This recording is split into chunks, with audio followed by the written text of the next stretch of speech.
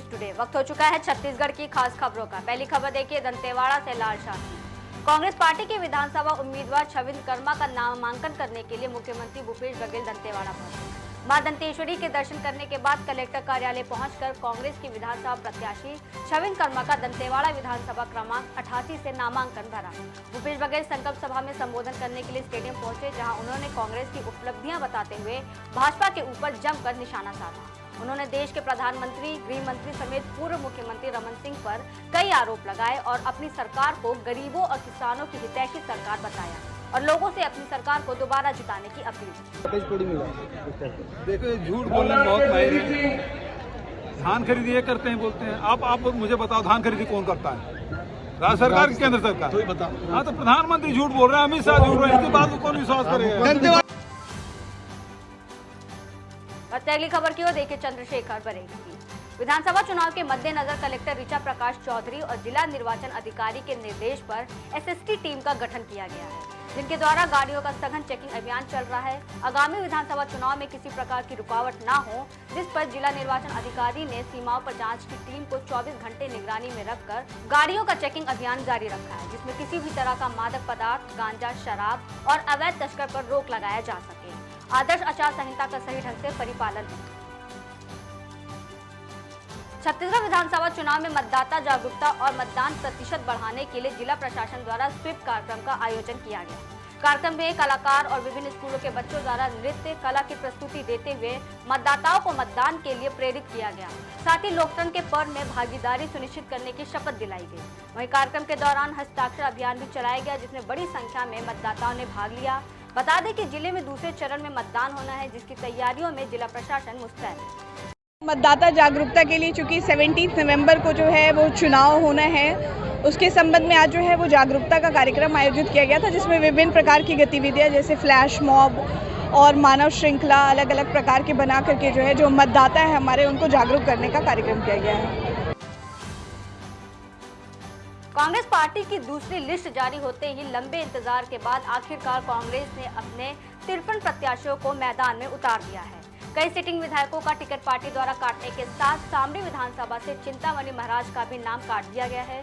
इनकी जगह कांग्रेस अध्यक्ष विजय पैकरा पर पार्टी ने भरोसा जताया है और इन्हें सामरी विधानसभा से मैदान में उतारा। कुसमी में समर्थकों ने विजय पैकरा का प्रथम आगमन पर खुशी का इजहार किया। छत्तीसगढ़ में कांग्रेस की ओर से पहली सूची जारी करने के बाद लोगों को दूसरी सूची के सामने आने का लंबे समय से इंतजार था।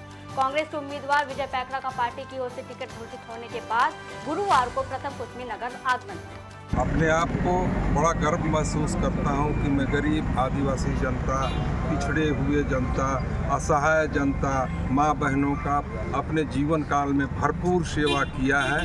मुझे एक उम्मीद है कि इस क्षेत्र में एक नवयुवक विजय पैकरा को कांग्रेस पार्टी हमारे शीर्ष नेता परम आदरणीय महाराज सरगुजा टी.एस. सिंहदेव के नेतृत्व में, हमारे जिला कांग्रेस अध्यक्ष के नेतृत्व में, हमारे सभी सम्मानीय ब्लॉक कांग्रेस अध्यक्षों के नेतृत्व में इस युवा को टिकट मिली है और मैं आप सबों से वचन करता हूं कि युवा जीतेगा तो सामरी क्षेत्र को प्रकाशमय करने का भरपूर प्रयास करेगा। और कांग्रेस के शीर्ष नेतृत्व ने जो जिम्मेदारी विजय भाई को प्रत्याशी बनाकर दी है, हम सब का दायित्व है कि हम लोग उनके लिए जी जान से मेहनत करके और कांग्रेस को भारी मतों से यहाँ विजयी बनाएं। क्षेत्र की जनता में कांग्रेस के प्रति ज़बरदस्त रुझान है। विकासखंड कुसमी की अगर बात करें, ब्लॉक कांग्रेस कमेटी कुसमी की, तो ये कार्यकर्ताओं का हुजूम आपको आज जो देखने को मिल रहा है, इस बात का ये परिचायक है कि यहाँ कांग्रेस के जो प्रत्याशी हैं विजय भाई, इनके प्रति कितना अगाध प्रेम और स्नेह है और किस रूप में ये उनको स्वीकार कर रहे हैं, ये भीड़ आज आपको यहाँ पर देखने को मिली है। रतनपुर मुख्य मार्ग पर कोयले से भरी ट्रेलर वाहन अनियंत्रित होकर ढाबे से जा टकराई। ढाबे के अंदर सो रहे 3 कर्मचारी ट्रेलर के नीचे दबे। पुलिस ने रेस्क्यू कर तीनों को इलाज के लिए अस्पताल भेजा। सभी को गंभीर चोटें आई हैं। फिलहाल ट्रेलर का चालक मौका देखकर फरार है। पुलिस मामले की जांच में जुटी। छत्तीसगढ़ के पूर्व मंत्री और भाजपा के वरिष्ठ विधायक बृजमोहन अग्रवाल अपने एक दिवसीय प्रवास पर राजनांदगांव के धर्म नगरी डोंगरगढ़ पहुंचे। डोंगरगढ़ पहुंचे बृजमोहन अग्रवाल ने नवरात्रि के दौरान विश्व प्रसिद्ध मां बमलेश्वरी देवी मंदिर पहुंचकर पूजा अर्चना की और प्रदेश की खुशहाली की कामना की। इस दौरान बृजमोहन अग्रवाल ने मुख्यमंत्री के बयान पर पलटवार करते हुए कहा कि वे सभी कामकाज फर्जी करवाते हैं। सभी फर्जी कामों में घोटाले में उनके विरुद्ध जांच चल रही है। राम सुंदर दास जी का हम स्वागत करते हैं, अभिनंदन करते हैं, परंतु इस बात का दुख है कि एक संत के साथ में कांग्रेस ने धोखेबाजी की।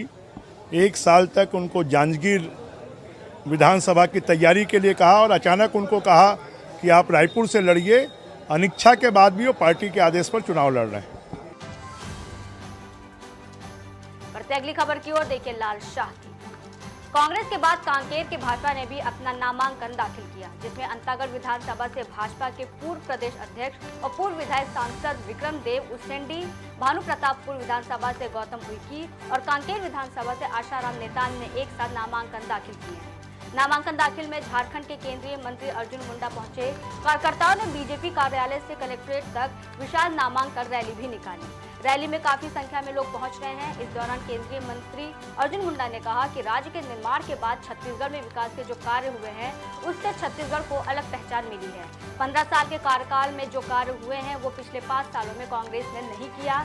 इस बार जनता ने मन बना लिया है और फिर से एक बार पूर्ण बहुमत के साथ सत्ता में हम वापस आ रहे हैं। भारतीय जनता पार्टी के 3 प्रत्याशियों का नामांकन आज कांकेर जिला के मुख्यालय में हमारे प्रत्याशियों ने किया और उसमें मुझे सम्मिलित होने का मौका मिला। भारतीय जनता पार्टी इस राज्य में यानी इस राज्य के निर्माण में महत्वपूर्ण भूमिका निभाते हुए तत्कालीन प्रधानमंत्री अटल बिहारी वाजपेयी के नेतृत्व में हुआ और छत्तीसगढ़ का संपूर्ण विकास के उद्देश्य को लेकर भारतीय जनता पार्टी के नेतृत्व में काफ़ी काम हुए।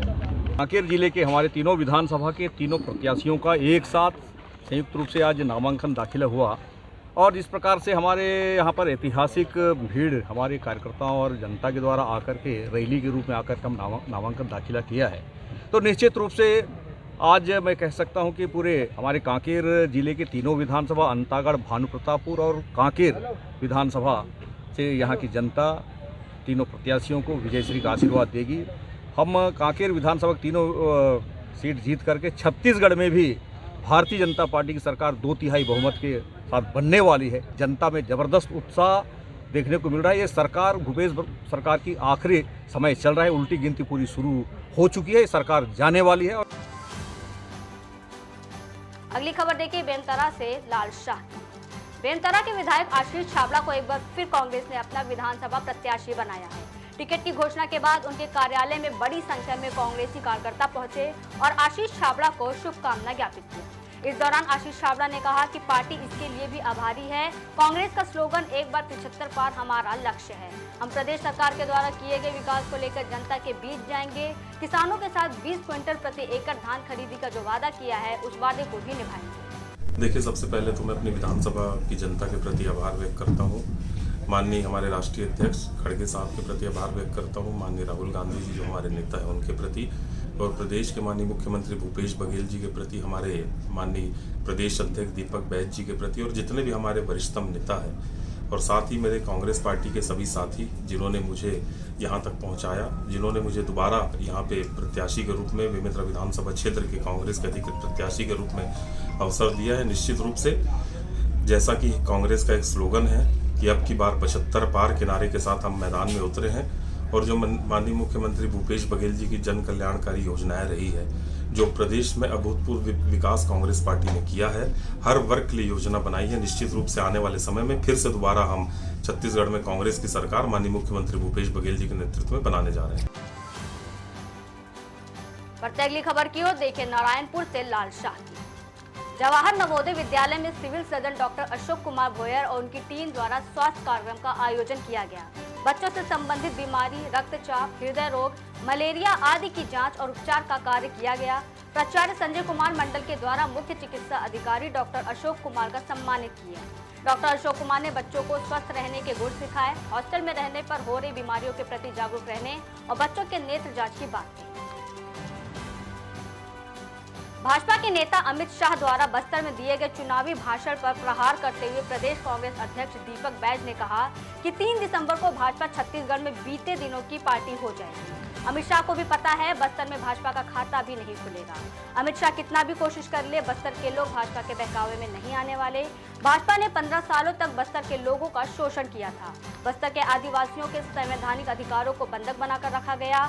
अमित शाह भाजपा राज में 15 सालों तक बस्तर की बदहाली के लिए माफी मांगे। तत्कालीन भाजपा सरकार की अकर्मण्यता के कारण बस्तर अशांत था। छत्तीसगढ़ में कांग्रेस की सरकार बनने के बाद बस्तर में शांति की स्थापना हुई। बस्तर अगली खबर की ओर देखिए। लाल शाह। केंद्रीय गृह मंत्री अमित शाह बस्तर के दौरे पर पहुंचे। मां दंतेश्वरी के मंदिर में मत्था टेक पूजा अर्चना कर सीधे आम सभा स्थल लालबाग पहुंचे, जहां हजारों की भीड़ को संबोधित करते हुए भूपेश सरकार की जमकर नाकामियां बताई। भूपेश सरकार को भ्रष्टाचार के मुद्दे पर घेरते हुए कहा कि भूपेश सरकार कांग्रेस का पेटीएम का काम कर रही है, जो यहाँ की भोली भाली जनता का पैसा दिल्ली पहुँचाया करती है। ऐसी भ्रष्टाचारी सरकार को उखाड़ फेंकना है। भूपेश सरकार के भ्रष्टाचार पर चुटकी लेते हुए कहा कि मैंने अपने जीवन में आज तक ऐसी सरकार नहीं देखी जिसने गौ माता के गोबर में भी भ्रष्टाचार किया हो। छत्तीसगढ़ की राजनीति में कांग्रेस द्वारा नगरनाल स्टील प्लांट के निजीकरण के विषय में भ्रामक प्रचार कर आदिवासियों और लोगों को गुमराह किया जा रहा है। उन्होंने इस मुद्दे पर रुख क्लियर करते हुए इसे सिरे से नकारते हुए कहा कि बस्तर की संपत्ति बस्तर के लोगों की ही है, इसका कोई दूसरा मालिक नहीं होगा। नगरनाल स्टील प्लांट का निजीकरण नहीं होगा। हम जब सरकार में थे चावल खरीदना शुरू किया। हम जब सरकार में थे बस्तर के क्षेत्र को खुशहाल बनाने का काम भारतीय जनता पार्टी की रमन सिंह सरकार, एक जोर से झूठ बोलने वाली सरकार। अभी अभी कहा कि नगरनाल स्टील प्लांट इसका निजीकरण होगा। मैं आज कहकर जाता हूं, कोई निजीकरण नहीं होना है। इस पर अधिकार मेरे आदिवासी भाइयों बहनों का अधिकार है और किसी का अधिकार नहीं। फिलहाल के लिए इतना ही। देश और दुनिया की तमाम बड़ी खबरों के लिए बने रहिए ए न्यूज़ टुडे।